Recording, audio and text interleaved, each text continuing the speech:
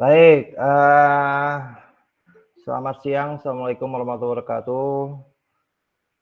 Berjumpa lagi kita di pertemuan kedua ya.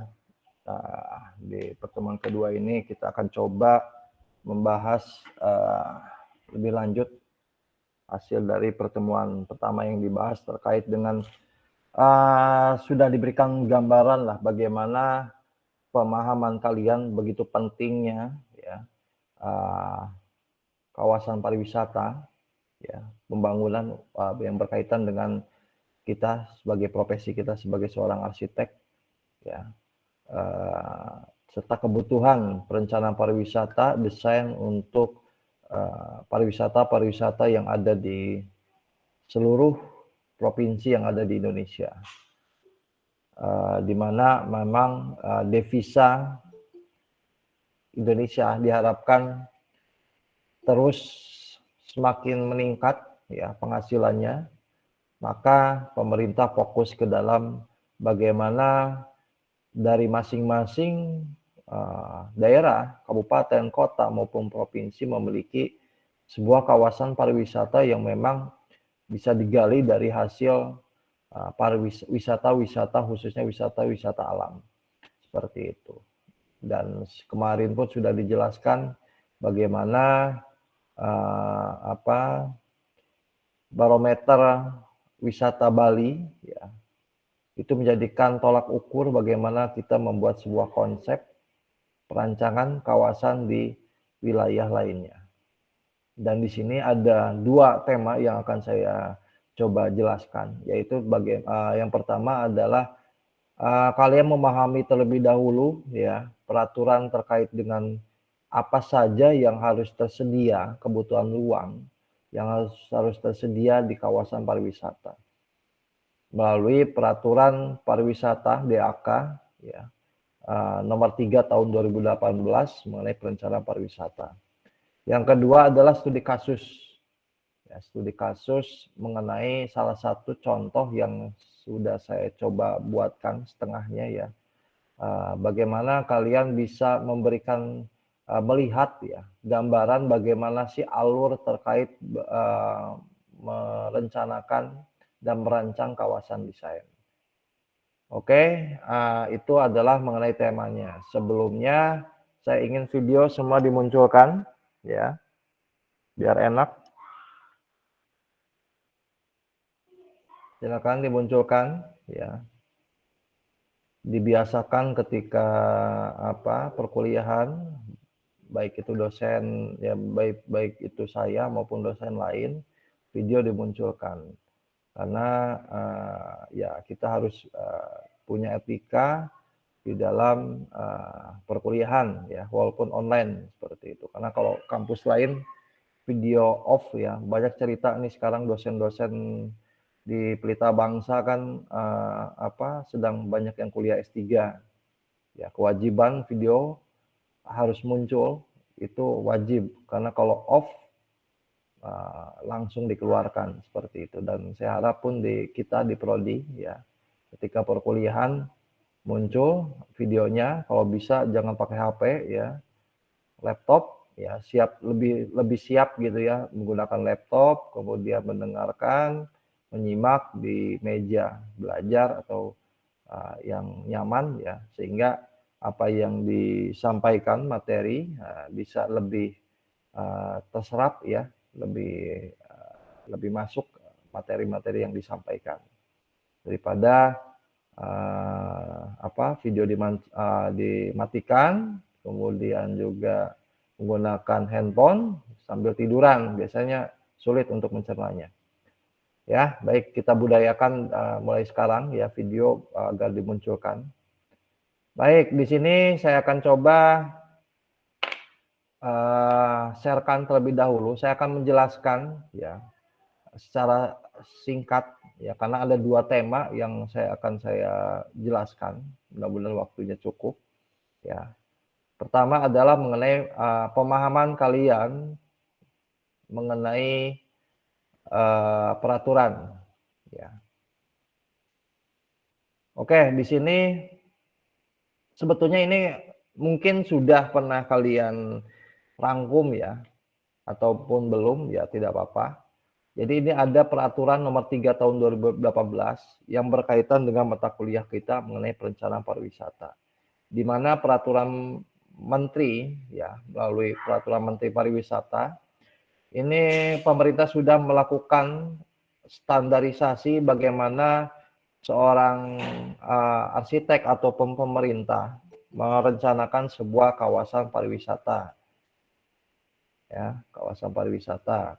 Nah, di mana di sini peraturan nomor 3 tahun 2018 tentang petunjuk operasional pengelolaan dan alokasi khusus fisik bidang pariwisata.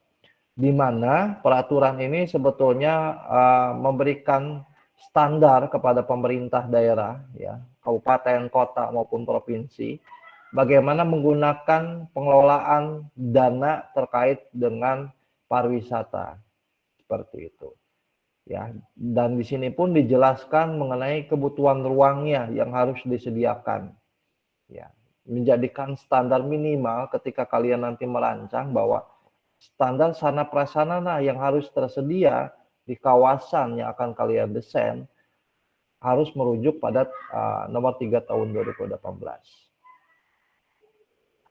Ya, di sini peraturan-peraturannya, standarnya, ya, saya tidak akan membaca satu persatu, tapi poin inti dari peraturan ini, ya,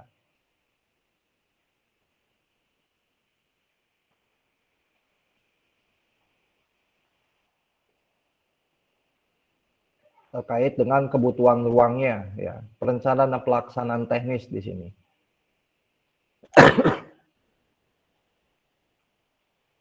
Nah, di menu kegiatan pada bab 4 dan menu kegiatan nomor 3 tahun 2018 ini, bahwa pemerintah kementerian sudah mencoba membuat menu kegiatan yang harus disediakan di kawasan pariwisata.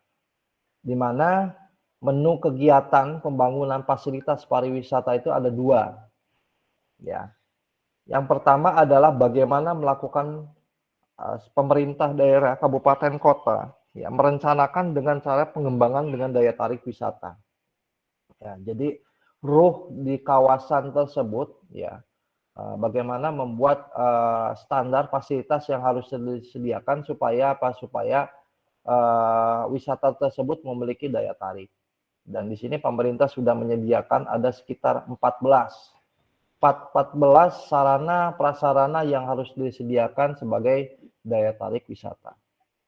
Yang kedua adalah terkait dengan peningkatan amenitas pariwisata, di mana amenitas ini sebagai upaya di dalam mendukung kesiapan destinasi pariwisata. Di dalam apa? Dalam meningkatkan daya saing pariwisata. Seperti itu. Dan ini ada contohnya, ada 6. Ya, 6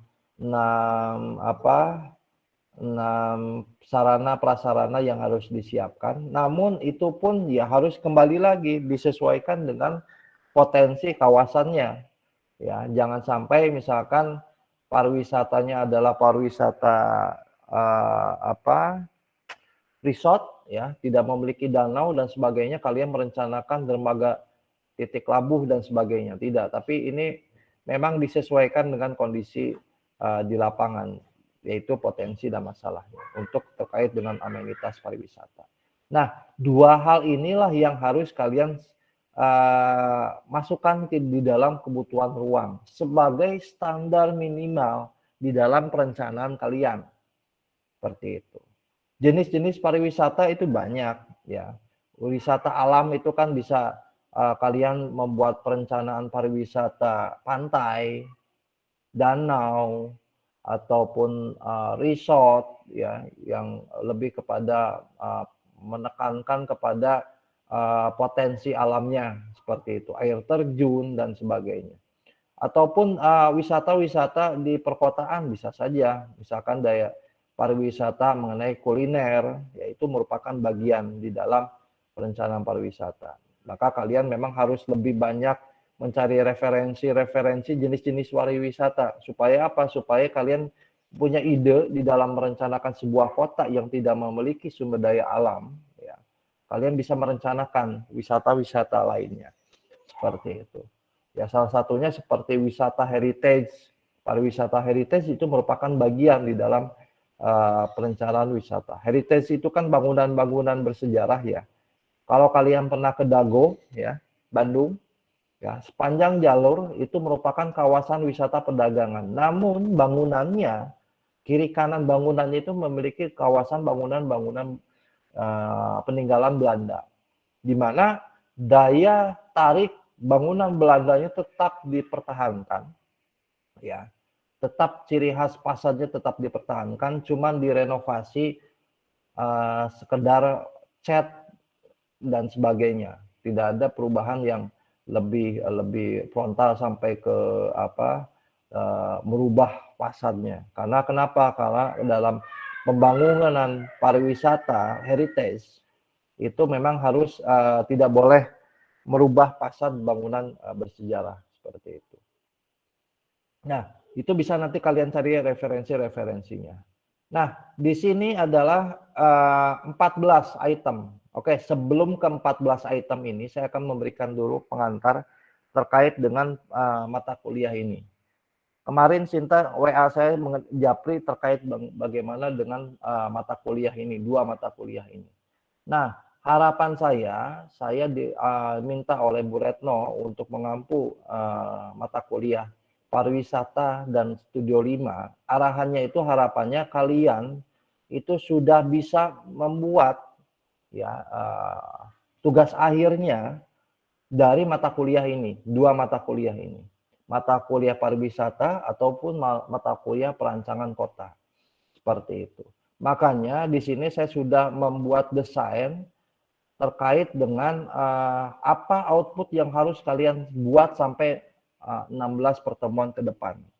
Kalau kalian ikuti apa yang saya minta, insya Allah kalian akan lebih akan bisa selesai mengenai tugasnya, tugas pariwisata maupun perencanaan kota. Seminar pun yang akan kalian ikuti sekarang, ya bagi yang sudah lulus KP, itu pun seminar bahan yang di 2 mata kuliah yang kita lakukan ini, itu bisa dijadikan seminar, ya seminar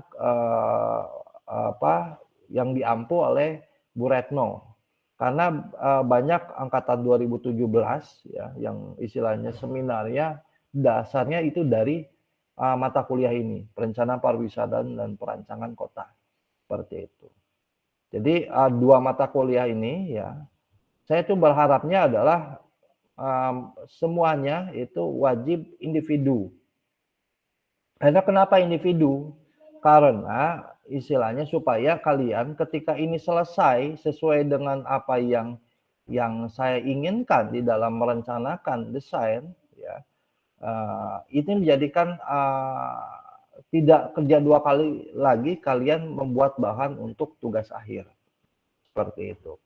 Karena output selama 16 pertemuan ini sudah mulai dari identifikasi sampai ke perancangan 2 dimensi dan 3 dimensi. Seperti itu. Kalau itu sudah dilakukan, tinggal kalian copy pastekan ketika nanti tugas akhirnya. Gambar-gambar yang dibuat di PowerPoint nanti itu tinggal dibuat ke dalam laporannya. Seperti itu. Nah, itu makanya kemarin Sinta, Pak ini individu atau tidak? Upayakan individu kalau kalian memang arahnya ingin ke tugas akhir. Seperti itu. Nah, bagaimana dengan yang sayembara? Sayembara itu kan kelompoknya adalah 10 orang. Output itu bisa dinilai apabila kalian memang sudah memperlihatkan desainnya, ya, memperlihatkan desain kawasannya, hasilnya, ya, dan sudah terdaftar sudah didaftarkan, dikumpulkan ke panitia sayembara. Seperti itu. Kalau itu sudah, itu bisa jadikan tugas kelompok, ya.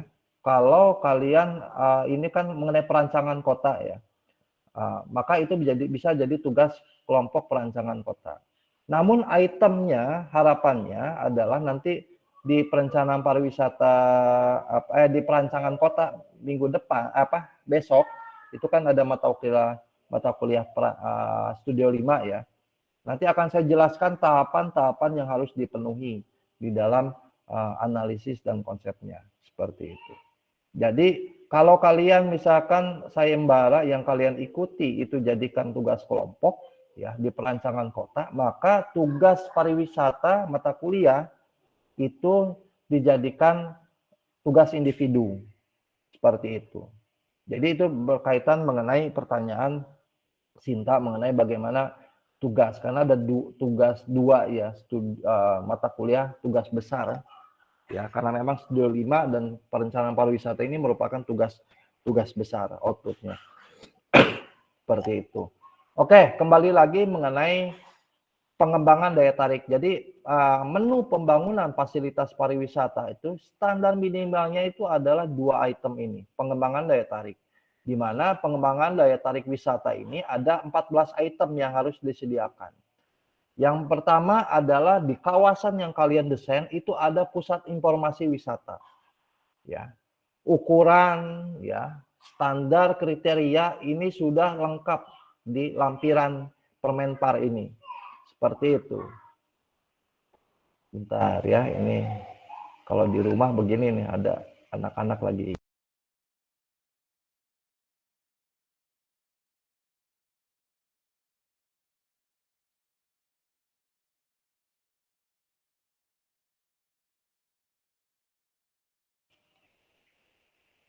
Oke, di sini. Jadi harus tersedia pusat informasi wisata. Ya. Yang kedua, pembuatan ruang ganti atau toilet. Ya. Kalau ruang ganti ini disesuaikan. Ya, kalau memang wisatanya bukan wisata air dan sebagainya, maka perlunya adalah toilet seperti itu.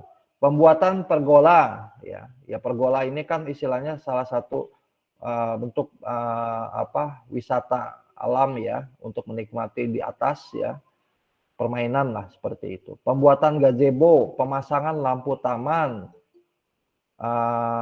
pagar pembatas, ada yang masuk.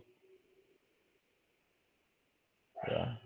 Kios cenderamata, panggung kesenian, plaza, tempat ibadah, sampai ke rambu-rambu petunjuk arah. Nah, 14 item ini harus masuk ke dalam desain kalian. Pak, boleh tidak kalau lebih? Boleh, karena peraturan ini dibuat hanya sebagai standar minimal. Kalau mau lebih, kalian sebagai seorang arsitek memiliki ide yang sesuai dengan karakteristik yang kawasan yang kalian desain, bisa kalian munculkan seperti itu. Supaya apa? Supaya memiliki identitas karakteristik yang kalian desain seperti itu. Nah, bagaimana Pak caranya untuk mencari fasilitas-fasilitas yang lainnya selain 14 item ini? Ya, salah satunya dengan cara studi preseden. Kalian harus mencari studi presidennya, ya, yang berkaitan dengan kawasan yang sama temanya dengan yang kalian pilih. Seperti itu, ya. Bisa kalian searching, ya, kalau baik itu di dalam maupun di luar negeri silakan. Ya, kalaupun mau kalian survei langsung, ya, silakan, lebih bagus seperti itu. Jadi nanti antara 14 pertemuan ini, 14 fasilitas ini ditambah fasilitas yang kalian ambil dari studi preseden itu dikombine menjadi satu kawasan yang memang menjadikan kebutuhan ruang yang akan kalian desain. Nah, itulah bagaimana caranya kalian membuat sebuah pemenuhan kebutuhan ruang di dalam sebuah kawasan. Seperti itu. Ya, itu terkait dengan daya tarik wisatanya. Ini adalah 14 yang harus dipenuhi minimal. Yang ketiga selanjutnya adalah mengenai peningkatan amenitas pariwisata. Ya, yaitu pembangunan dermaga wisata kalau memang wisatanya adalah wisata danau atau pantai dan sebagainya ya. Dan ini titik labuh, surfing, pembangunan talut, perahu, belantai kaca, ya ini hanya disesuaikan dengan karakteristik wilayah kalian. Kalau karakteristik wilayah kalian tidak ada, wilayah perairan ya tidak perlu. Berarti kalian cukup 14 poin ini ditambah studi preseden saja. Seperti itu. Nah, ini adalah berkaitan peraturan yang harus kalian akomodir di dalam fasilitasnya harus ada di dalam kawasan. Seperti itu. Ya.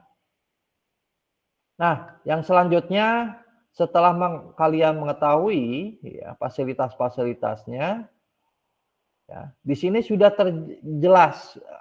Nanti kalian download di materi pertemuan kedua, ya. TIC ini fungsinya ada, manfaatnya ada, ya, isinya ada, apa saja fungsi dari TIC ini, ya. Fungsi ruangnya sudah disedia di sini sampai kepada kriteria-kriteria penempatan lokasi. Nah, kriteria penempatan lokasi ini harus kalian akomodir di dalam desain kalian. Seperti itu, ya. Jadi informasi wisata ini bisa ada dua hal versi. Ya, wisata di kawasan kota, ya misalkan di bandara kan biasanya pelabuhan dan sebagainya itu ada stand terkait dengan stand wisata ya. Itu untuk eksternalnya. Tapi kalau untuk internalnya itu biasanya ada pusat informasi fasilitas dan ini harus tersedia di dalam kawasan pariwisata. Seperti itu.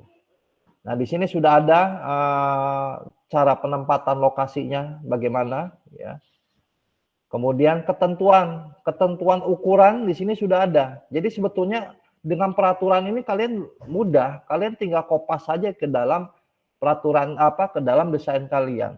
Ketika kalian sedang pemenuhan mencari kebutuhan ruang wisata, ya tinggal kalian masukkan saja ini pariwisata ini ditambah studi presiden. Setelah kalian mengetahui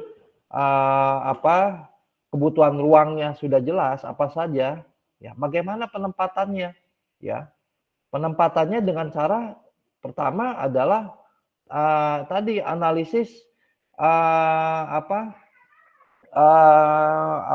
mengenai fungsi kriteria yang ada di sini,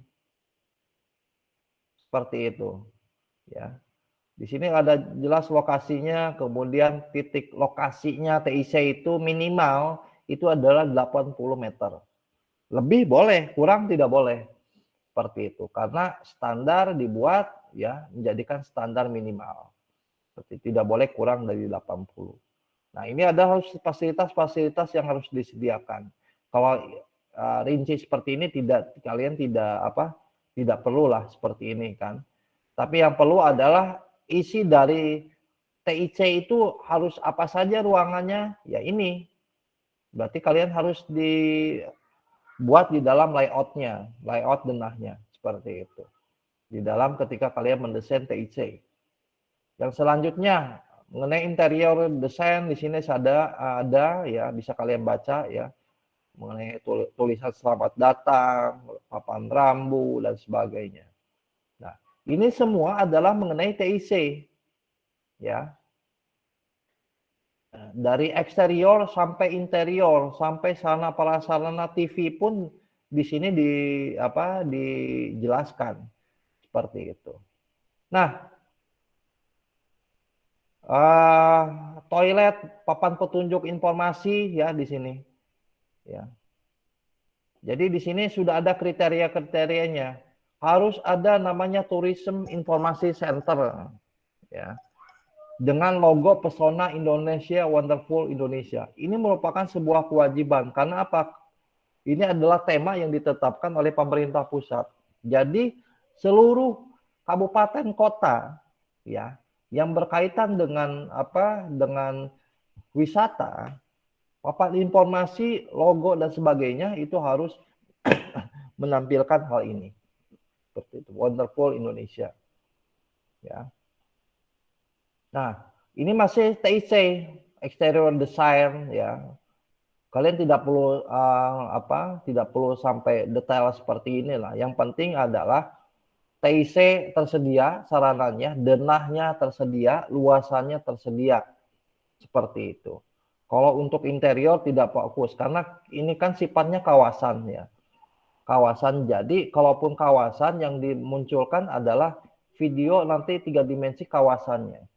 Kalau yang membahas interior itu yang membahas cukup 1 atau 2 hal yang paling penting untuk membahas mengenai interior seperti itu.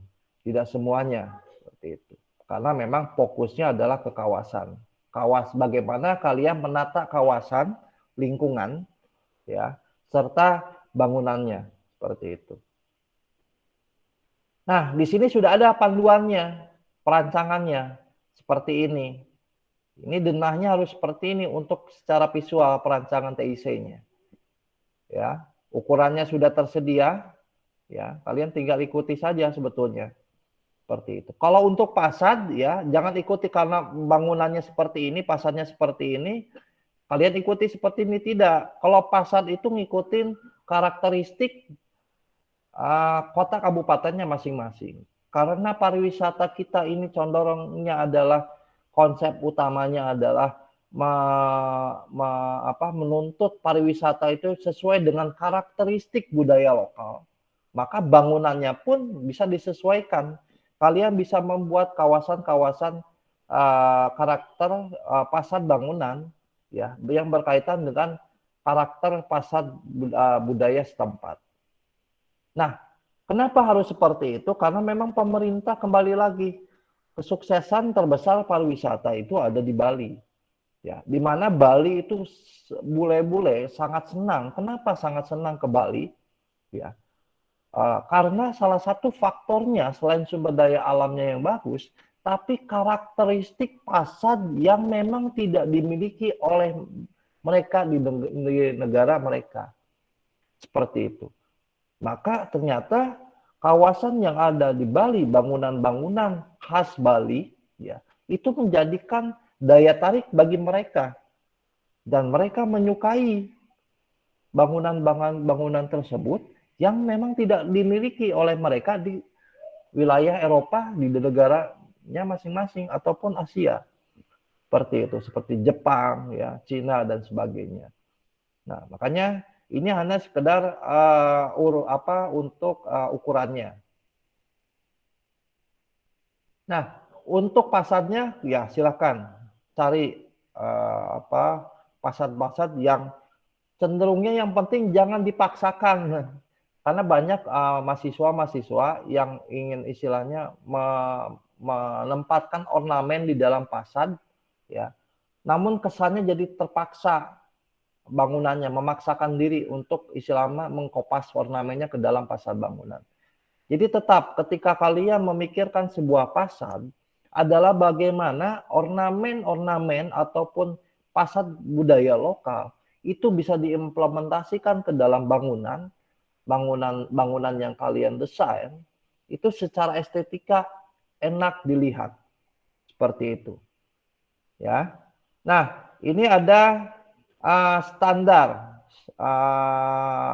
standarnya sampai biaya ya. Kalau biaya tidak perlu kalian lihat ya seperti itu. Namun yang penting adalah ukurannya. Karena ini biasanya ketika pemerintah daerah kabupaten kota sudah memiliki master plan kawasan pariwisata, 14 item itu yang ditetapkan itu akan dimodali oleh pemerintah pusat untuk membangun. Nah, standarnya adalah menggunakan ini harga satuannya. Seperti itu. Ya.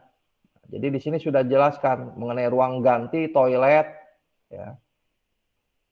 Ya, mengenai itemnya, gambarnya, ruangnya, ini sudah ada ketentuan-ketentuan ukurannya. Ya. Sampai langit-langit, pintu, dan sebagainya. Standar fasilitasnya, kloset itu yang jongkok, ya standar minimal jongkok, tapi kalau standar rekomendasi adalah duduk. Seperti itu, wastafel, handicap, toilet, itu harus tersedia. Sampai ke ukuran standar minimal, ini harus didesain. Implementasikan ini, ukuran-ukuran standar ini, kalau bisa rekomendasi saja. Kayak gitu. Standar rekomendasi ini didesain di kawasan yang akan kalian desain. Seperti itu. Dan ini adalah ukurannya. Seperti itu. Dengan layout standar minimal. Seperti itu. Laki-laki, perempuan, dan juga ada fasilitas untuk penyandang cacat. Seperti itu. Ya, desain-desainnya sudah ada. Ya, nanti bisa kalian baca ya. Ini harus dibaca ya karena supaya lebih memahami. Ya, ruang ganti ini ukurannya ya. Penataan daya tarik wisata ya kayak gazebo. Ya, ini ukurannya ya. pergola, ya, penutup atap, ya, pergola itu. Tipe-tipenya desainnya seperti ini. Dan ini harus tersedia di kawasan wisata. Seperti itu. Ini biayanya sampai ke detail pemasangan lampu. Ya, ini ukuran-ukurannya sudah ada di sini. Nah, untuk ukuran ilustrasi lampu ini, ya, silakan kembali lagi, kalau lampu upayakan ikuti bentuk fasad lampu budaya lokal seperti itu. Ya. Nah, ini ada standar 3 dimensinya seperti ini. Ya. Ada pelintasan untuk penyandang cacat. Ya. Dan ukuran-ukuran dan biayanya ada di sini semua. Ya. Pagar pembatas besi, pembuatan panggung kesenian. Ini hal yang penting. Jadi setiap kawasan itu harus memiliki akses fasilitas panggung kesenian. Jadi ketika hari-hari tertentu, hari-hari besar, ya. Jadi menjadikan sebuah pusat fasilitas untuk pertunjukan seperti itu. Dan ukurannya pun ada di sini.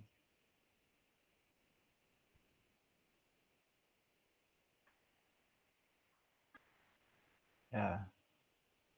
Seperti ini bentuknya. Nah, ini adalah bentuk standar minimalnya. Yang penting ukuran.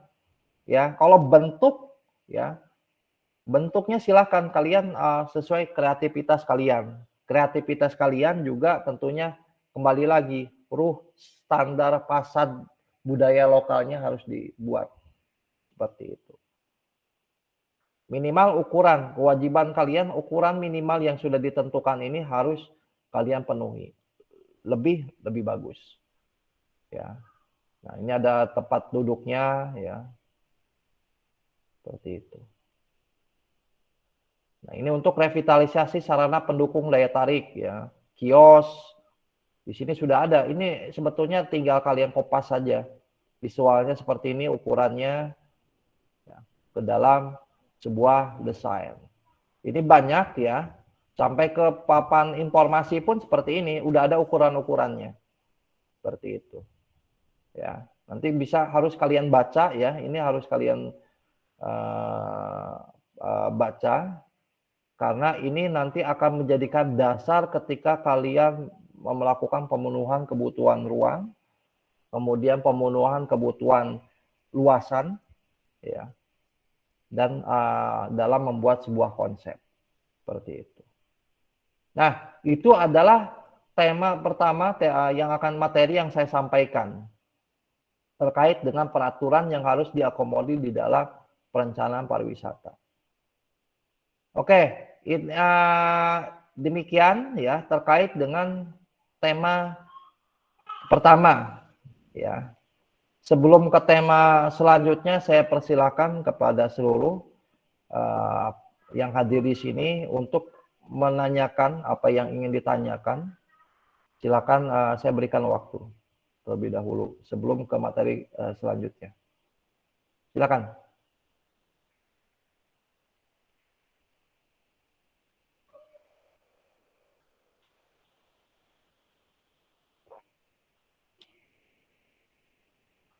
Kenapa pada diam? Bingung? Bingung apa karena diam karena bingung, apa karena memang udah paham? Saya baru masuk, bingung. Oh, baru masuk. Yang udah dari tadi aja, dari awal. Silakan. Tanyakan aja, nggak usah malu. Halo Pak, Ya, silakan Munte. itu Pak mau nanya, itu kan dari panduan-panduan yang sudah dikasih tahu tadi itu untuk setiap ruang-ruang denahnya itu emang nggak bisa dirubah ya Pak ya? Denah bisa, yang penting ukuran. Ukuran tidak boleh. Oh, iya. Seperti itu. Karena ukuran itu nanti itu kan jadikan standar minimal ketika pelaksanaan. Ketika pelaksanaan, pemerintah pusat itu kan akan menganggarkan biaya, ya, menganggarkan biaya untuk membangun di daerah. Nah, standar minimal itulah yang akan dipakai. Jadi luasan masing-masing kalau karena ini penyeragaman ya. Jadi ukuran toilet misalkan standarnya adalah 20 kali 20 atau 10 kali 10 lah dengan 3 jenis toilet seperti itu. Dianggarkan ukuran sekian, biayanya sekian, misalkan 1 miliar. Maka seluruhnya itu menggunakan daya satuan ukuran sesuai dengan standar peraturan nomor 3 tahun 2018. Gitu Mas. Untuk ukuran layout, silakan saja, silakan bebas. Yang penting ukuran jangan dirubah. Oke, silakan, jangan kurang lah. Filenya ada di kampus nggak, Pak? Ada di e-kampus. Ya, harus ini wajib kalian baca. Harapannya apa? Harapannya ini bisa jadi, kalau kalian suka ke kawasan, ini bisa jadi tugas akhir. Mata kuliah pariwisata ataupun mata kuliah perancangan kota. Kayak gitu. Kalau mau bangunan, ya mungkin nanti di seminar fokusnya. Nanti kalian membuat tema lain di 2 mata kuliah ini. Namun kalau kalian menginginkan 2 mata kuliah ini jadikan salah satu pilihan untuk tugas akhir, ketika seminar ya kalian tinggal hasil yang kalian kerjakan di antara 2 mata kuliah ini kalian bisa masukkan ke seminar. Karena saya sudah membuatkan layout PowerPoint ya dari pendahuluan sampai ke akhir. Seperti itu. Jadi kalian tinggal mengumpulkan nanti di seminar. Gitu, Mas Monte. Silakan yang lain. Saya sambil minum dulu ya. Silakan, silakan.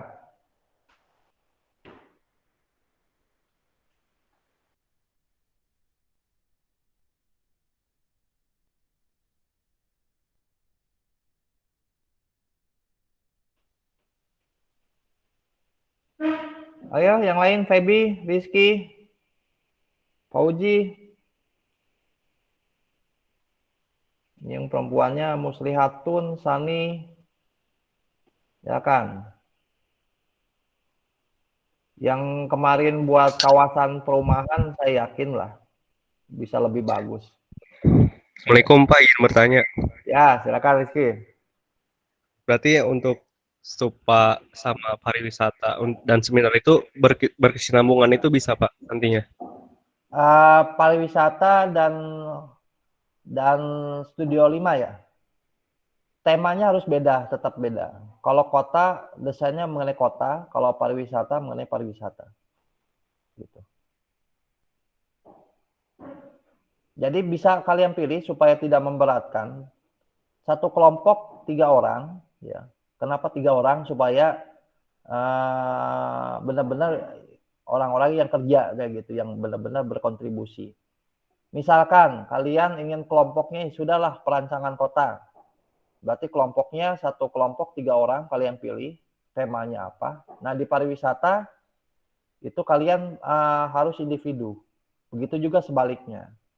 Kenapa harus ada yang individu? Karena kenapa? Individu yang akan kalian kerjakan harapannya itu nanti bisa jadikan tugas akhir. Gitu. Karena kalau kelompok ya nanti tugasnya hasilnya bagus, nanti rebutan akhirnya seperti itu.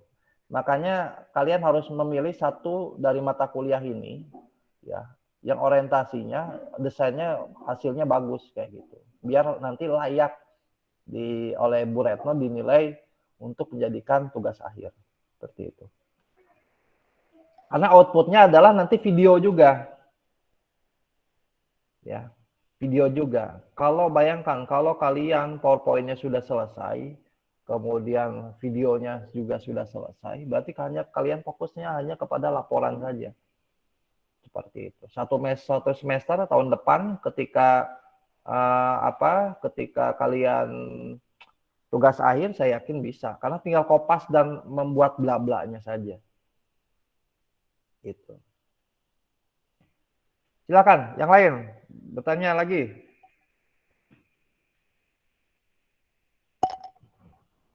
Yang perempuannya nih. Silakan. Feby, Anissa, Pak, saya mau tanya, Pak. silakan Feby. Pak, berarti ini kan untuk stupa kita nanti membuatnya perancangan kota. Hmm, Itu bisa kelompok bertiga. betul. Terus yang perencanaan pariwisata untuk mandiri gitu ya, Pak? Bisa dibalik.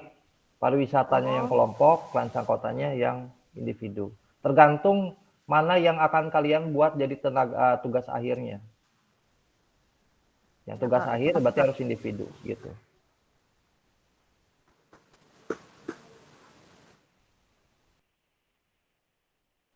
Oke, Untuk lokasinya bebas ya Pak ya? lokasi bebas. Mau di kampung sendiri, mau di Papua, bebas silakan. Ya. Biar nanti hasil desainnya tidak hanya melulu di Bekasi ya.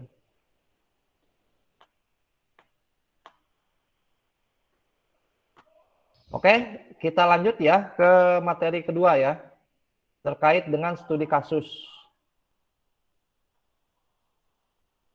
Ini studi kasus saya dapatkan kebetulan dari ketika saya ngerjakan proyek, kebetulan tim leadernya, ya istilahnya pimpinan tim ya, sedang mendampingi tugas akhir mahasiswanya. Ya, dan ini adalah tugas akhir mahasiswa arsitektur ya di ITB. Dan alur ini bisa menjadikan alur kalian untuk selain juga menjadi referensi, juga menambah wawasan kalian bagaimana merancang kawasan alur yang benar seperti itu. Walaupun saya lihat masih ada perlu beberapa slide yang perlu ditambahkan di dalam penyajiannya. Nah, saya share screen dulu.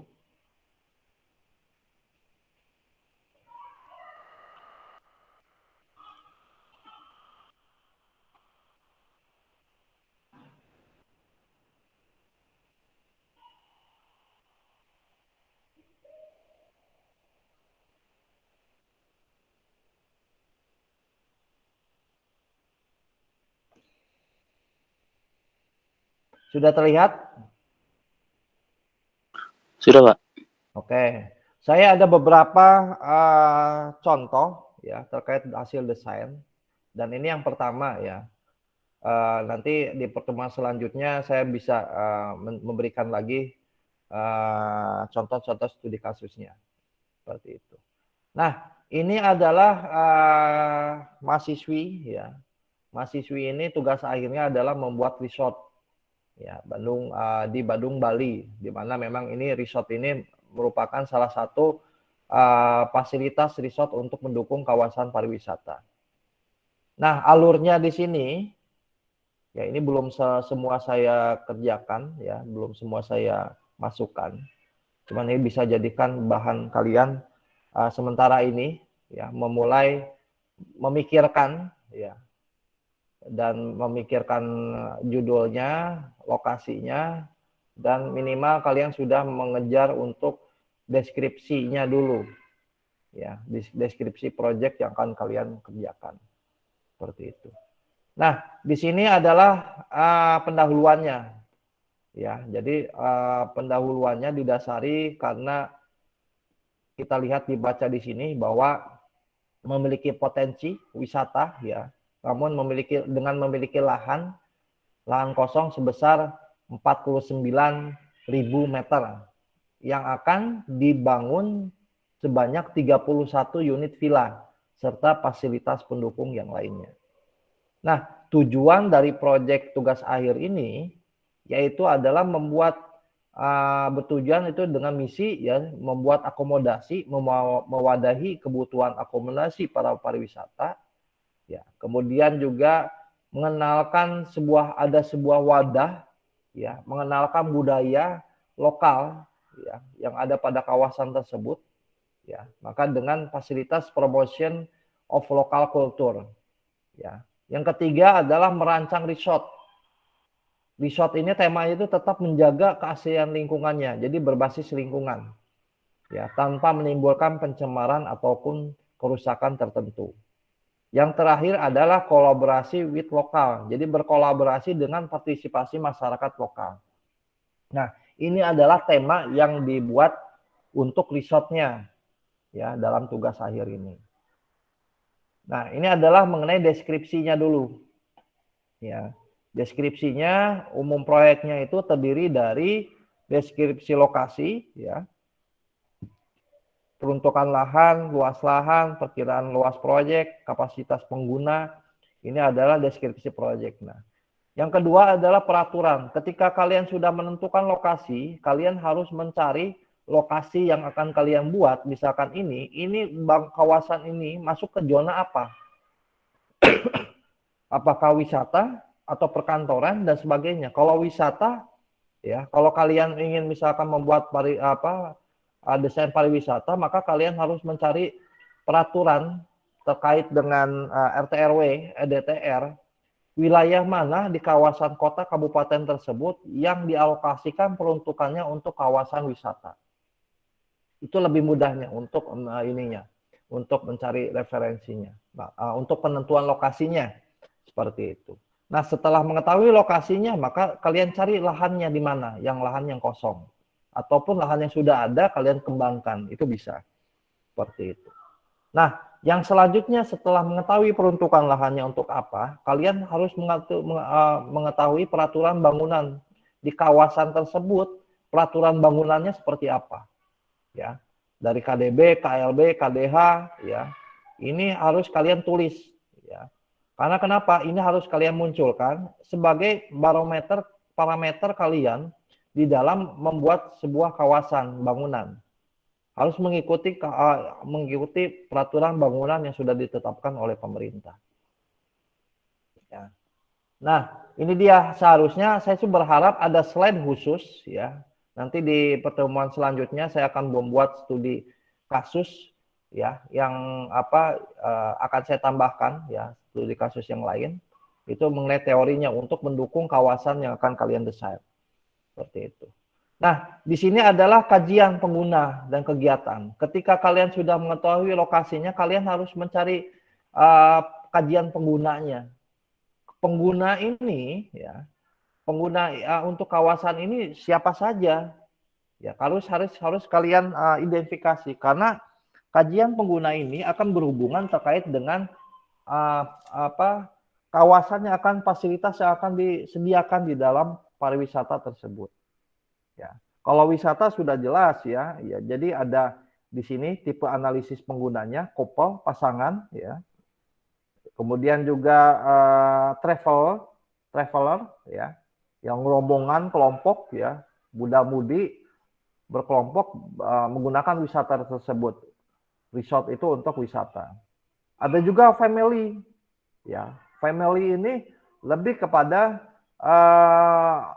keluarga. Jadi diidentifikasi di sana, oh ternyata di sana anak-anak, ya, ada istri, anak suami, maka itu harus diakomodir di dalam kajian penggunanya. Kemudian spesial, interest. Spesial ini biasanya kepada perusahaan-perusahaan yang mengajak wisata karyawannya untuk berwisata dan berwisatanya di sini. Nah, ini sudah disiapkan. Maka di dalam si arsitek ini yang mengerjakan tugas akhir ini ya mengakomodasi bahwa 4 item ini hal yang harus diakomodir ya di dalam kawasan ini, di dalam penerapan penggunaan dan fasilitas kegiatan yang harus disediakan untuk mengakomodir 4 analisis pengguna ini. Ya. Nah, selanjutnya di sini dijelaskan, oh ini kurang jelas. Ya, nanti analisis kegiatan pengguna ini nanti akan keluar kebutuhan-kebutuhan ruangnya seperti apa. Ya, termasuk isu masalah, isu fungsi, isu strategis, ya. Isu-isu masalah di kawasan tersebut itu harus diimplementasikan dimunculkan di paparan ini. Karena kenapa? Masalah ketika kalian merancang sebuah kawasan, masalah itu merupakan bagian yang harus kalian atasi di dalam solusi desain yang akan kalian buat. Gitu. Jadi harapannya ketika kalian mendesain masalah-masalah yang ada, yang terjadi sebelum dibangun, itu sudah terselesaikan di dalam desain kalian. Termasuk kalian harus mencari isu strategis mengenai potensinya. Ya. Potensi apa yang ada di sana? Ya. Potensi misalkan alamnya, maka kalian harus mengakomodir alam tersebut, bagaimana potensi alam itu bisa diangkat menjadikan sebuah wisata yang lebih menarik, ya, dengan fasilitas pendukung yang kalian desain. Nah, ini adalah berkaitan dengan bagaimana menganalisis penggunaannya. Nah, yang selanjutnya, kawasan, kembali lagi, ya, bahwa ketika kalian belajar membuat sebuah kawasan, kalau di bangunan kan fokusnya ke dalam bangunan itu fokusnya di dalam bangunan, ya, dan eksterior bangunan saja. Nah, berbeda dengan ketika kalian belajar membuat sebuah kawasan perencanaan seperti itu. Sisi internal, kawasan isu-isu strategis, potensi dan masalah di internal itu tetap harus diakomodir, termasuk kawasan sekitar makronya. Di luar kawasan makro itu harus kalian identifikasi. Sampai ke jarak misalkan untuk pergerakan. Kalau biasa dibangunkan, bangunan kan pergerakannya itu hanya di sekitar bangunan saja. Kalau kawasan tidak, kalau kawasan wisata itu, kalau untuk pergerakan, itu sampai dari bandara ya menuju ke tempat lokasi kawasan pun harus kalian perhatikan. Harus kalian identifikasi menggunakan apa, harus kalian jelaskan ya. Misalkan dari bandara menuju Ancol misalkan. Ancol kan merupakan sebuah wisata ya. Nah, bagaimana kalian sebagai seorang arsitek menyediakan fasilitas-fasilitas untuk lingkup makronya. Nah, untuk menyediakan fasilitas-fasilitas makro tersebut, kalian harus identifikasi dulu secara existing seperti apa fasilitas yang tersedia. Kayak gitu. Kalau misalkan, oh ternyata hanya jaringan jalannya saja yang ada, yang tersedia. Pergerakan dari bandara menuju ke Ancol. Seperti itu. Namun fasilitas bis itu belum tersedia untuk ke Ancol. Maka kalian bisa akomodir seperti itu. Khusus untuk bis bandara ke Ancol. Nah, itu adalah salah satu item yang harus dipikirkan ketika kalian memikirkan perancangan makro tapaknya seperti itu. Nah, di sini salah satu contohnya adalah analisis makro ini, ya. Ini tidak terlihat nih. Diagram hubungan antar ruang ini nanti berhubungannya dengan pengguna nanti kebutuhan ruang. Nanti kita jelaskan di akhir lah ketika membahas mengenai kebutuhan ruang. Nah, di sini analisis makro itu bisa kalian identifikasi dari ekosistem lingkungannya seperti apa. Kalian gali gitu. Apa yang bisa kalian munculkan di ekososial serta lingkungan yang bisa diakomodir untuk pertimbangan di kawasan. Seperti itu. Kita perhatikan di sini bahwa ekososbud lingkungan di kawasan makro tapak itu memiliki nilai budayanya sendiri, yaitu desa adat Kutuh. Ya, maka ini menjadikan referensi si orang arsitek bahwa oh ternyata punya adat istiadat nih, ya, yaitu desa adat Kutuh. Nah, kalian harus cari referensi desa adat Kutuh itu, ya, kegiatannya seperti apa. Ya, di mana dari kegiatan ataupun bentuk-bentuk bangunan di desa adat itu bisa diimplementasikan sebagai bahan kalian dalam membuat sebuah ornamen bangunan ketika nanti kalian mendesain wajah bangunan di kawasan internal resort kalian. Ya, nah, ini adalah untuk menggali sebetulnya, menggali nilai budaya yang bisa diterapkan untuk menunjang kawasan di dalam resort yang akan kalian bangun. Seperti itu. Jadi di sini dijelaskan dari budaya bahwa ada pantai Pandawa ya. Nah, makanya pantai awalnya adalah pantai budaya rumput laut. Oleh karena itu perlunya adanya implementasi dalam mengembangkan nilai budaya dan tradisi yang ada di kawasan Pandawa. Nah, implementasinya seperti apa? Bisa dalam hal bentuk-bentuk pasar bangunan ataupun event-event ya. Ketika resort kalian ramai di tahun baru dan sebagainya, ya kegiatan-kegiatan hari libur, ya budaya-budaya ini bisa dimunculkan. Nah, untuk memunculkan budaya ini ketika tradisi kegiatan, maka perlu adanya namanya wadah seni ya untuk pertunjukan dan sebagainya. Itu bisa diimplementasikan. Makanya perlu kita menganalisis ekososbud dan lingkungannya. Yang kemudian yang kedua, mengenai ekonomi. Nah, apa sih sebetulnya, apa kaitannya dengan ekonomi untuk kawasan? Salah satu contohnya misalkan Aceh. Ya, Aceh itu terkenal adalah kopinya.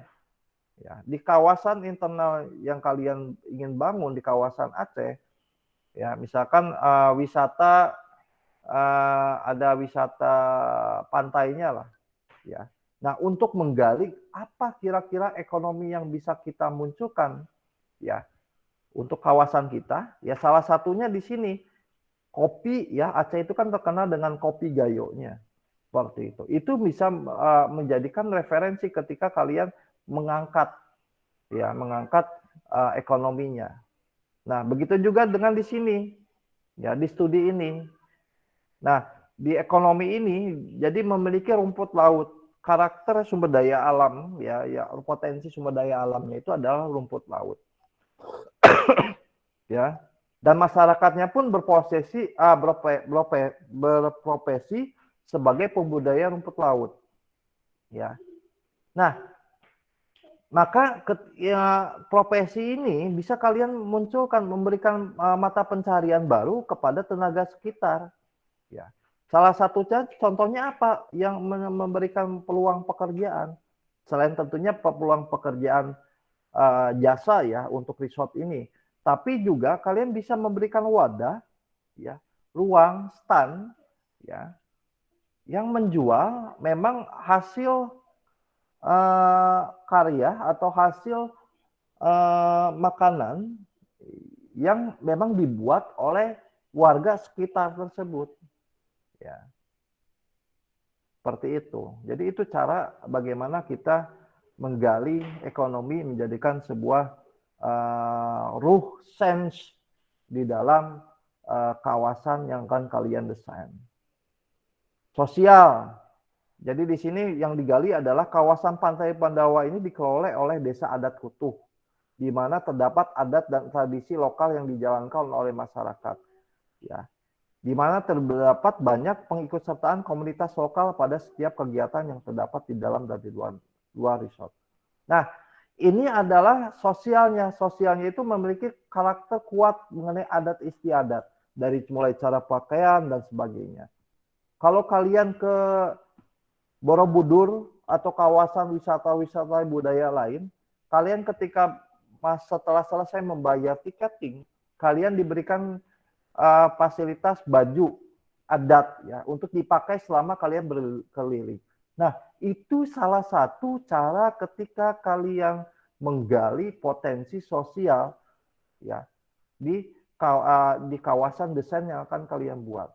Karena secara tidak langsung hal-hal tersebut itu memberikan sense ruh yang kuat, yang kental di dalam desain yang akan kalian buat.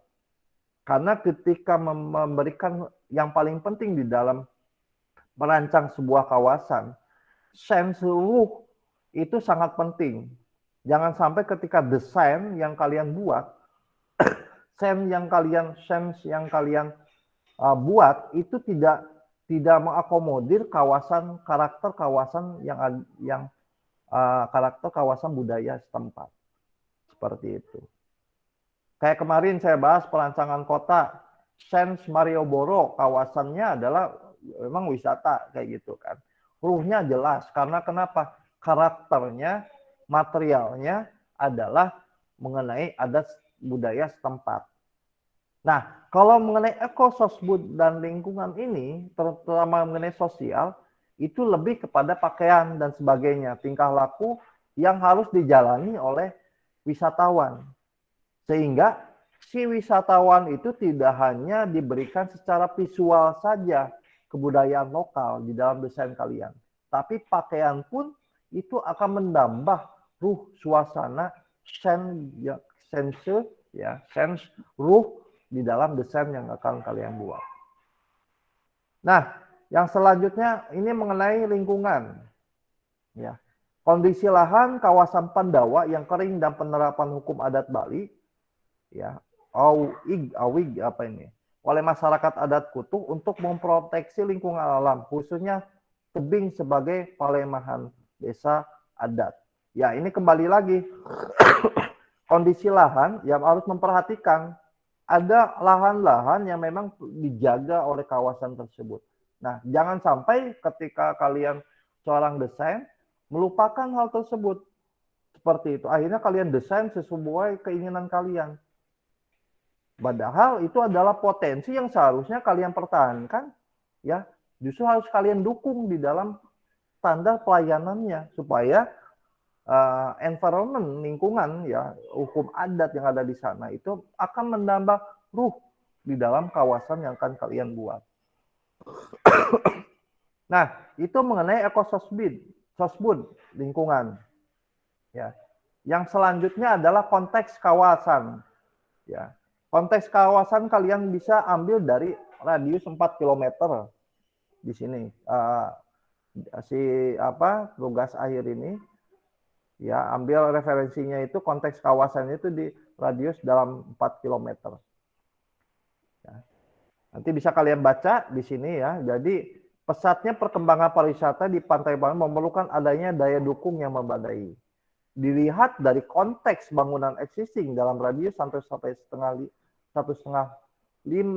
km menerangkan bahwa kawasan Pandawa ini masih dalam tahap pengembangan. Terdapat objek wisata, namun fungsi akomodasi dengan fasilitas startup itu masih kurang memadai. Jadi ini memang untuk berbicara eksternal, ya. Ya, memang kawasan itu sangat kompleks. Jadi ketika 4 km itu harus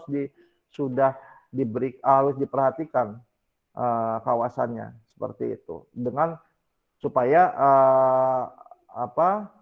penataan di dalam wisatanya sudah terasa dalam radius 4 km.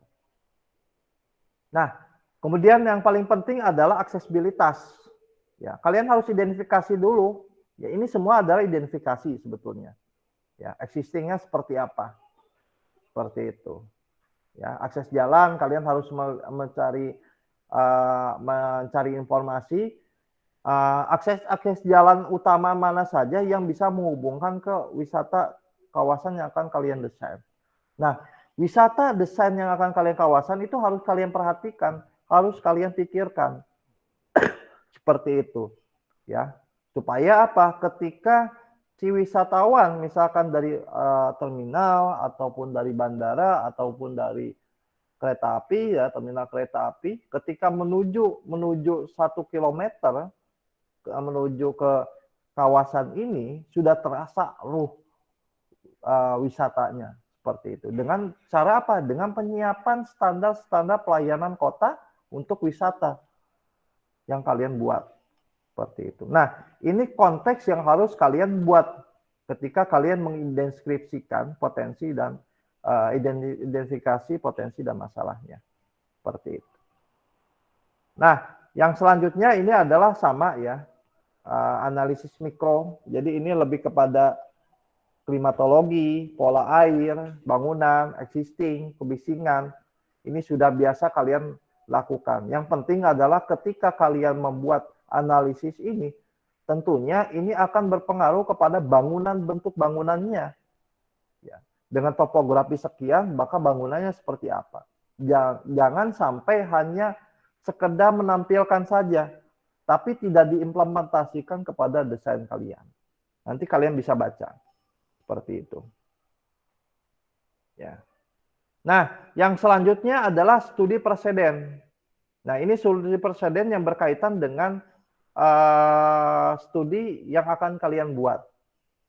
Seperti itu. Ya, ini studi presidennya Villa Uluwatu ya. Masih di Bali juga. Seperti itu. Nah, ini kembali lagi. Selanjutnya adalah pemrograman proyek. Jadi ketika kalian sudah menganalisis pengguna kegiatan ya, kemudian menganalisis kawasan tapak ya, kalian baru kepada pemrograman proyek. Ya, pemrograman proyek dari mulai visi proyek, visi paling penting. Kenapa visi? Karena visi ini adalah wadah besar ketika kalian membuat sebuah konsep kawasan. Karena implementasi dari konsep besar kalian harus kalian terjemahkan ke detailnya. Seperti itu. Ya. Nah, di sini ya, visi yang dibuat yaitu sebagai fasilitas akomodasi bertaraf internasional yang mampu menawarkan keistimewaan keunikan kawasan Pandawa secara utuh. Wah, ini berat nih. Karena kenapa? Visi dari konsep dari tugas akhir ini adalah membuat fasilitas standar internasional. Maka memang harus mencari referensi kebutuhan ruang yang sifatnya fasilitasnya nasional dan internasional. Serta yang paling penting adalah memunculkan keunikan kawasan Pandawa secara utuh. Nah, bagaimana resort ini ya yang dibuat ini ya ketika konsep ini dibuat resort ini, hasil resortnya itu ya di dalam kawasan tersebut bisa memperlihatkan kawasan Pandawa secara utuhnya, baik secara visual ya, alam, mungkin ini di dataran tinggi. Jadi lautnya, Pandawanya bisa terlihat ya dari resort tersebut. Mungkin itu menjadikan keistimewaan kenapa resort ini harus dibuat menjadikan tema keunikan di dalam kekuatan di dalam resortnya, daya tarik untuk wisatawan. Nah, ini harus kalian pikirkan visi proyeknya seperti apa. Karena ini harus diimplementasikan nanti di dalam program-program ruang. Ya.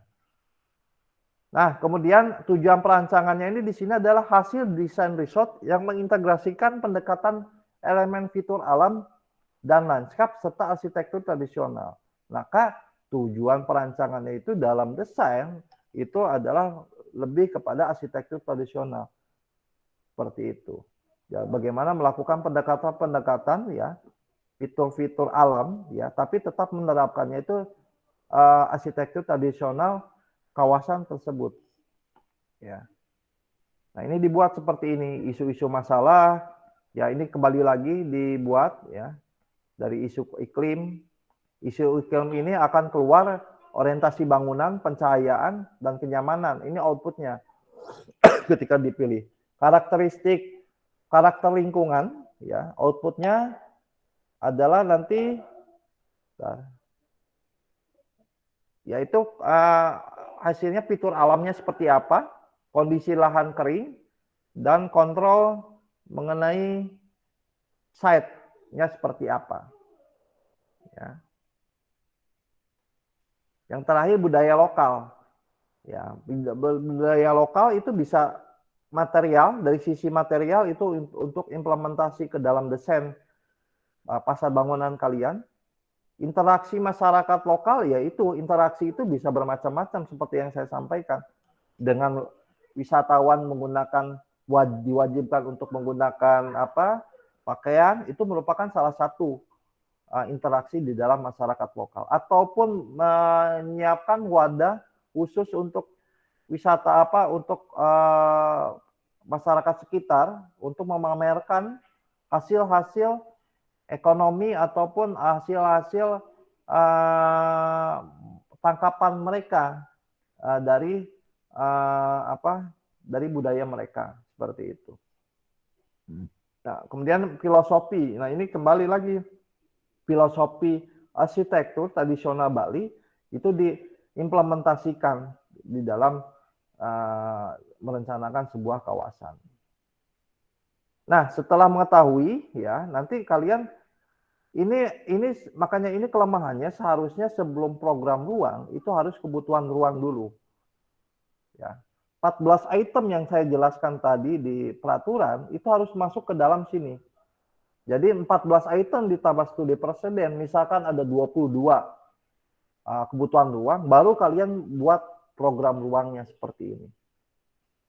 Seperti itu. Nah, ini program ruangnya ya.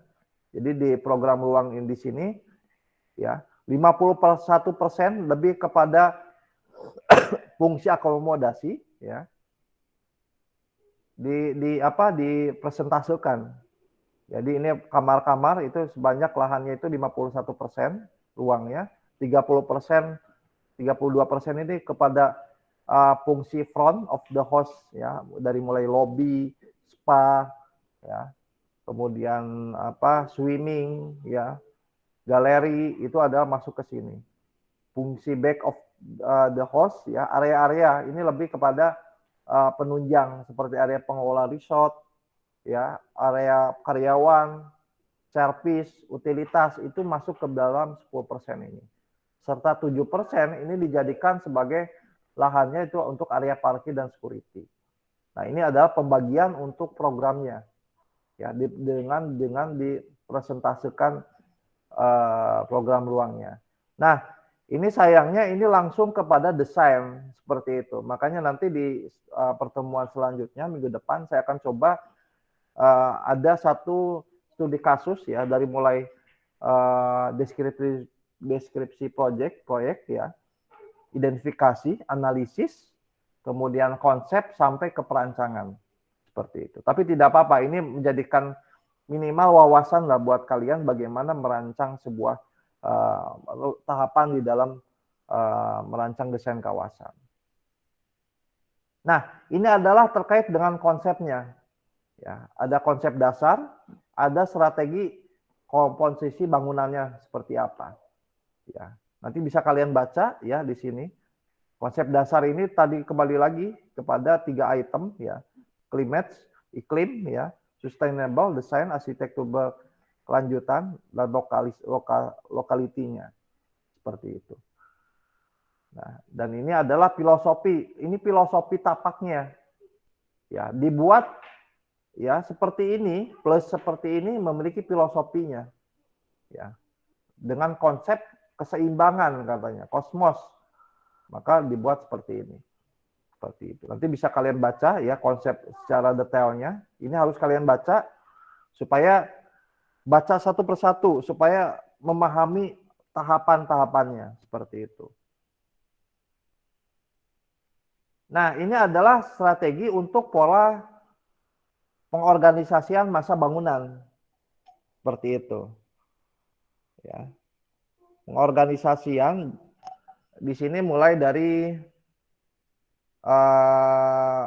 fasilitas-fasilitas ya dijelaskan ya.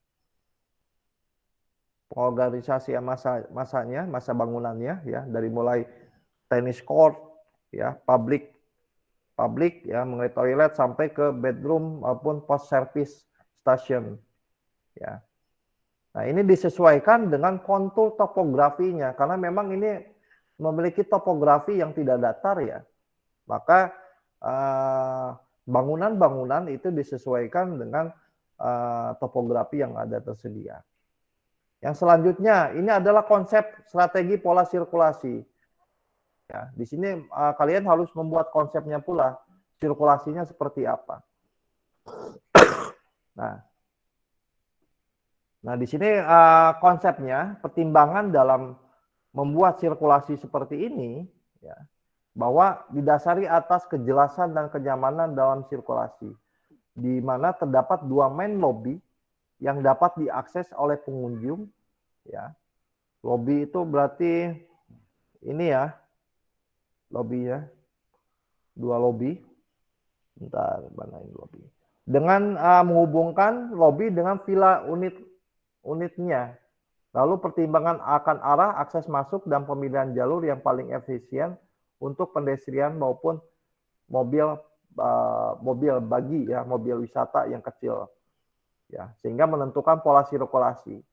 Nah, ini maka jadilah sirkulasi seperti ini. Seperti itu. Dengan tentunya ketika membuat sirkulasi ini harus kalian buat dulu zona-zonanya. Ya.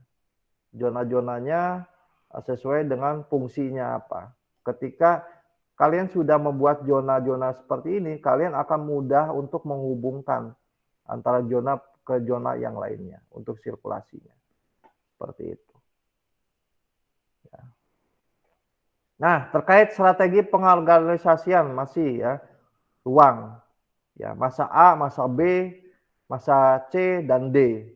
Ya, masa A, B, C, D ini adalah inti dari kawasan bangunan yang ada di sini sebetulnya. Yang ini. Iya, sebentar. Ya, yang ini. Ya. Yang ini diimplementasikan ke pengorganisasian ruang seperti ini. Ya, dengan denah organisasi ruang di dalamnya, ya. Kemudian ini masa bangunannya A, B, C dan D, ya. Masa A itu terdiri dari apa saja, ya. Fungsi ruangnya, masa B terdiri apa saja, ya, sampai ke fungsi masa D, public toilet dan sebagainya. Nah, ini diimplementasikan setelah dibuat organisasi ruang ini, kemudian di layout dengan denahnya. Nah, jadi untuk kawasan, makanya kawasan ini kan kalau bangunan kan pasti kayak hotel dan sebagainya, pengorganisasian ruangnya itu seluruh bangunan itu harus ada organisasi ruangnya. Nah, kalau untuk kawasan ini cukup nggak perlu banyak-banyak karena kan kalian adalah mahasiswa ya, belum ke proyek. Minimal kalian memiliki satu contoh pengorganisasian ruang untuk bangunan utamanya. Seperti itu. Mana saja dipilih dari banyaknya, misalkan berapa tipe, ya diambil 1-2 bangunan. Ya, bisa bangunan untuk utama, ya restoran dan sebagainya, utama kegiatan dan juga untuk villa-villanya. Seperti itu. Untuk organisasi ruangnya. Nah, penyajiannya seperti ini. Ya, dan ini adalah implementasi dalam bagaimana strategi dalam membuat gubahan spasialnya. Seperti itu. Nanti bisa kalian baca ya di sini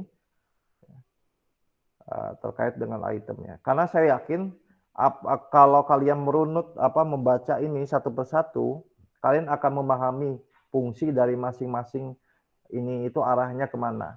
Karena semua item yang dijelaskan itu sebetulnya memiliki tahapan-tahapan yang sudah jelas. Seperti itu. Jadi contoh ketika berbicara strategi pengorganisasian ruang, apa sih organisasi ruang itu? Oh, ternyata organisasi ruang itu adalah menampilkan ya masing-masing lantai dengan fungsi ruangnya apa saja. Gitu. Masa A, lantai level 1 disediakan ini dan sebagainya. Nah, itu adalah makanya kalian harus membacanya satu persatu. Nah, kemudian juga kalian harus strategi dalam respon isu konteks tapaknya. Kenapa itu penting? Kenapa harus direspon? Karena konteks tapak itu mempengaruhi kekuatan resort kalian supaya menjadikan daya tarik wisatawan. Ketika kalian menampilkan memiliki lahan yang akan dibangun, resort tersebut memiliki potensi alam, view pemandangan di pegunungan misalkan, pegunungan di lahannya di pegunungan ya, maka view utama kekuatan resort kalian adalah bagaimana menampilkan perkotaan yang dilihat dari bangunan ya. Bangunan yang ada di resort untuk menjadikan daya tarik wisatawan untuk ke resort Anda. Seperti itu. Jadi view pemandangan kota itu bisa menjadikan sebuah kekuatan. Nah, begitu juga ketika merespon isu konteks tapak ini.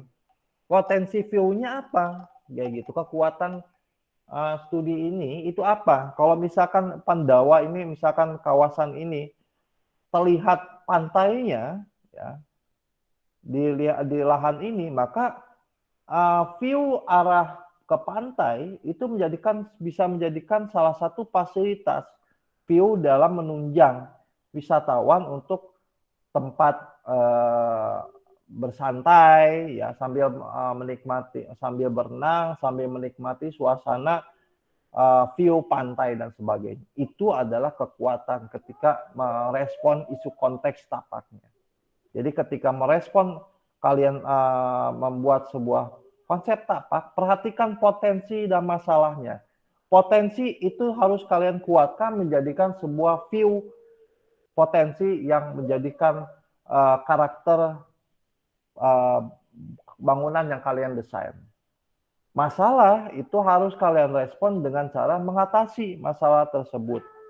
Seperti itu. Maka perlu kalian respon. Contoh, ketika matahari, salah satu contohnya matahari, maka ya matahari ini kekuatannya ketika yang paling penting itu sebetulnya ini ya, ketika pagi hari di shot. Maka bagaimana caranya ketika kalian membuat sebuah bangunan memanfaatkan pagi hari menjadi kekuatan view bangunan kalian.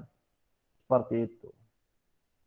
Ya, makanya banyak sirkulasi jendela dan sebagainya itu berada di kawasan barat, seperti itu ya. Karena itu akan menciptakan secara kesehatan ya. Itu ke dalam ruangan itu lebih sehat dan sebagainya. Ya. Begitu juga dengan kontur lahan itu bisa menjadikan potensi. Titik-titik tertinggi itu bisa menjadi sebuah kontur topografi itu bisa menjadikan sebuah kekuatan di dalam membuat sebuah ide kalian sebagai seorang arsitek. Ya, ini adalah strategis arsitektur ketika temanya kalian ingin membuat arsitektur tropis, maka kalian harus mencoba mencari dulu arsitektur tropis seperti apa, ya penerapannya seperti apa. Maka inilah yang dibuat seperti itu. Nah, ini adalah strategi selubung bangunan, ya seperti ini. Jadi harapannya kalian bisa membuat seperti ini, ya. Munte, Febi dan sebagainya yang lainnya saya yakin sudah banyak yang bisa membuat seperti inilah, seperti itu. Jadi di sini terkait dengan bagaimana membuat perencanaan konsep selubung bangunan, ya. Dengan memperhatikan tentunya iklim dan topografi setempat. Ya. Kemudian material, ya nanti bisa kalian baca ketika penerapan material. Ingat ketika mendesain, ya material bangunan, ya tentunya merupakan bagian hal yang penting. Seperti itu, pemberian material. Karena fasad suatu bangunan itu memang terlihat bagus itu kalau kalian sudah memberikan sisi materialnya. Seperti itu, material bangunannya. Dan tentunya material bangunan itu sesuai dengan fungsi. Nanti bisa kalian baca di sini. Ya. Nah, ini untuk utilitas. Ya, utilitas itu sampai ke jalur-jalur ini lebih ya karena memang ini dari ITB ya. Ya, sampai ke jalur-jalurnya pun diberikan seperti ini. Kalau kalian bisa membuat seperti ini ya, sampai kalau yang biasanya kan kalau tugas akhir itu untuk utilitas itu hanya 2 dimensi ya. Jalur-jalurnya seperti itu. Kalau kalian bisa buat 3 dimensi, wah ini menjadi lompatan luar biasa untuk menambah kualitas tugas akhir yang sudah dibuat standar oleh senior-senior kalian. Kayak gitu ya. Harapannya mudah-mudahan kalian bisa membuat seperti ini. Seperti itu. Jadi menambah mutu kualitas penyajian di dalam membuat 3 dimensi. Jadi ini jalur-jalur utilitas itu dibuat dengan 3 dimensi. Karena sebelumnya masih dalam 2 dimensi kalau senior-senior yang kalian buat. Nah, begitu juga dengan sistem pengolahan air kotornya. Sistemnya apa? Kemudian sirkulasi apa? Arah sistemnya seperti apa? Nah, ini diimplementasikan dibentuk seperti ini. Ya. Nah, jadi kalau pengolahan air kotor kan harus diidentifikasi nih. zona-zona mana saja yang memiliki potensi dalam air kotor. Seperti itu. Maka itu harus dibuat jalurnya, jalur pengolahannya. Ya. Nah, di mana air kotor itu nanti ditampung, jadi diolah seperti itu. Termasuk di sini, jadi karena ini berbasis berbasis lingkungan, ya, maka dibuat sistem air bersih di mana sistem drainase di sini, baik air hujan maupun drainase itu dijadikan satu tempat, ya, dan menjadikan bisa diolah. Ya, diolah airnya dimanfaatkan untuk menyiram tanaman dan sebagainya, dan untuk mencuci kendaraan dan sebagainya. Nah, ini adalah sistem penghawaan, ya. Kalau kalian perhatikan di sini sistem penghawaannya, jadi ada dua, sistem penghawaan alami dan buatan, ya. Nah, kalian tinggal tentukan alami bentuk konsepnya seperti apa, penghawaan buatan seperti apa, seperti itu. Nah, kalau buatan yang mana saja, ya. Jadi di sini diimplementasikan kayak AC, ya. Berarti bentuknya warna orange di sini. Berarti yang warna orange ini, ya, penghawaannya itu memang karena ini adalah tempat penginapan, ya, villa, ya, maka ini penghawaannya menggunakan AC. Sedangkan yang lainnya, ya, seperti ini ada yang menggunakan pipa AC utama ataupun dengan outdoor, ya, alami seperti itu. Seperti ini adalah jalur-jalurnya. Nah, kemudian sistem pembuangan sampah. Nanti kalian bisa lihat di sini alurnya, ya. Seperti apa. Yang penting kalian simak, ya, alur dari simbol-simbol ini, kalian perhatikan alurnya kemana, seperti itu, untuk jalur-jalur pembuangan sampahnya, seperti itu. Nah, salah satu contohnya berarti kan ini adalah jalur sampah, ya. Jadi setiap masing-masing villa ini harus tersedia tong sampahnya, ya, tempat sampahnya, di mana nanti akan diambil, ya, semua diambil, nanti akan terpusat ke TPS yang sudah disediakan. Jalurnya mana? Warna orange di sini, ya. Ini TPS ini karena memang tempat pengolahan, ya, seperti itu. Jadi diolah TPS-nya seperti itu. Nah, ini adalah jalur-jalur bagaimana menyajikan, ya, jalur-jalur utilitas ke 3 dimensi, ya. Mudah-mudahan kalian bisa membuat seperti ini, ya. Nah, ini adalah mengenai integrasi sistem proteksi kebakaran. Ini kembali lagi jalur-jalurnya. Senior-senior kalian sebetulnya sudah buat seperti ini, tapi masih dalam bentuk 2 dimensi. Seperti itu. Nah, ini penyajian seperti ini, ya, mudah-mudahan bisa kalian buat, ya. Seperti itu. Nah, begitu juga dengan yang lainnya, gambar, ya. Ini hasil gambarnya seperti ini, rencana tapak 3 dimensi, ya. Rencana lantai dasarnya seperti ini, ya. Potongan tampak, ya. Detail ornamen 2 dimensi itu sudah ada, ya, di sini. Nah, kalau kalian mampu selama 16 pertemuan membuat seperti ini, ya, kalian tidak perlu pusing lagi terkait dengan seminar dan tugas akhir. Karena ini sudah apa yang akan kalian buat nanti itu menjadikan sebuah tugas yang kalian buat untuk jadi bahan seminar dan tugas akhir. Seperti itu. Oke, itu adalah terkait dengan tema terakhir saya mengenai studi kasus bagaimana membuat resort. Ya. Untuk selanjutnya silakan saya berikan waktu untuk bertanya. Silakan.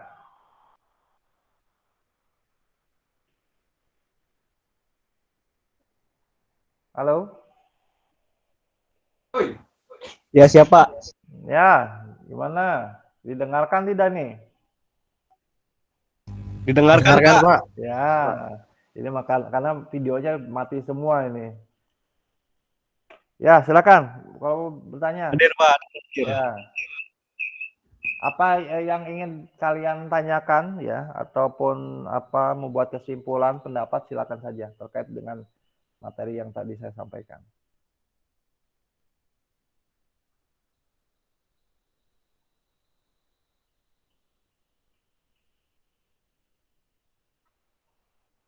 Tidak ada? Kalau tidak ada begini saja.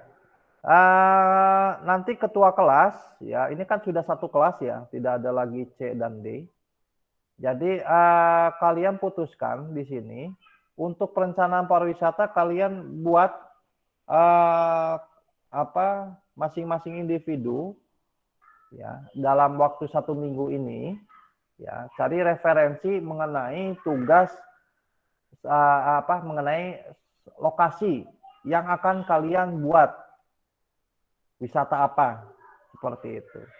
Nanti kasih kalian nama ya, nanti ketua kelasnya dibuat di dalam tabel ya. Misalkan Munte individu mengerjakan tugas pariwisatanya mengenai apa seperti itu.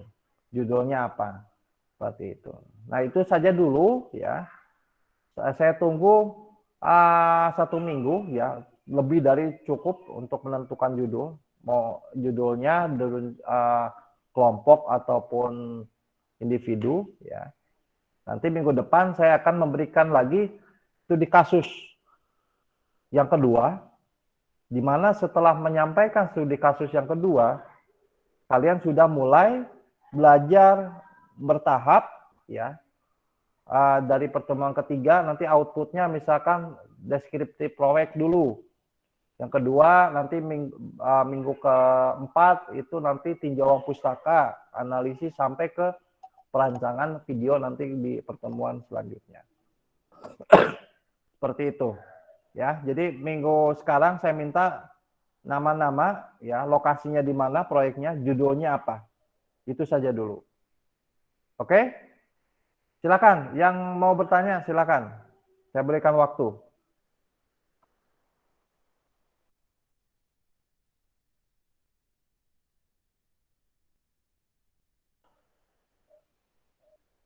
Pada diam kenapa? Pusing? Sedikit pusing, Pak. Sedikit pusing ya. Tapi tahapannya udah tahu lah ya, sebenarnya ya. Minimal begini, ketika diberikan sajikan seperti ini, minimal apa yang akan kalian kerjakan tahu seperti itu. Dibandingkan tidak ada referensi sama sekali. Seperti itu. Dengan PowerPoint ini yang saya berikan nanti sampai pertemuan kedua, ya studi kasus 1, studi kasus 2, saya yakin seharusnya tinggal kalian mengerjakan saja. Seperti itu. Karena setiap tahapan itu sudah ada penjelasan apa yang harus kalian implementasikan di dalam tugas. Gitu Mas Rizky. Jangan lupa nanti di save ya, di ambil materinya di e-kampus dan juga nanti rekaman ini saya akan share di-upload di YouTube juga dan linknya akan saya sampaikan di folder video ya untuk mengulang kembali kalau memang lupa apa yang saya sampaikan. Oke. Munte kayaknya udah mulai berpikir-pikir ya, itu berpikir lagi mencari lokasi kayaknya nih. Atau lagi bingung malam mingguan kemana? Berpikir Pak, kapan offline Pak? Lebih asik offline ya. Ya, mudah-mudahan lah semester depan kita bisa offline seperti itu. Oke? Tidak ada? Cukup sekian ya. Ya. Baik, terima kasih dari saya. Assalamualaikum warahmatullahi wabarakatuh. Waalaikumsalam warahmatullahi wabarakatuh. Oke, terima kasih semuanya ya. Pak, Ya. KP nanti jam berapa, Pak? KP di ini dulu ya. Kebetulan istri saya lagi sakit nih. Iya. Belum sempat buat ininya. Nanti saya kabarin di grup deh ya. Oke, untuk Pak. ininya. Oke, makasih semuanya ya. Ya, Pak. Ya, terima kasih, Pak. Ya. Terima kasih banyak, Pak. Ya, sama-sama.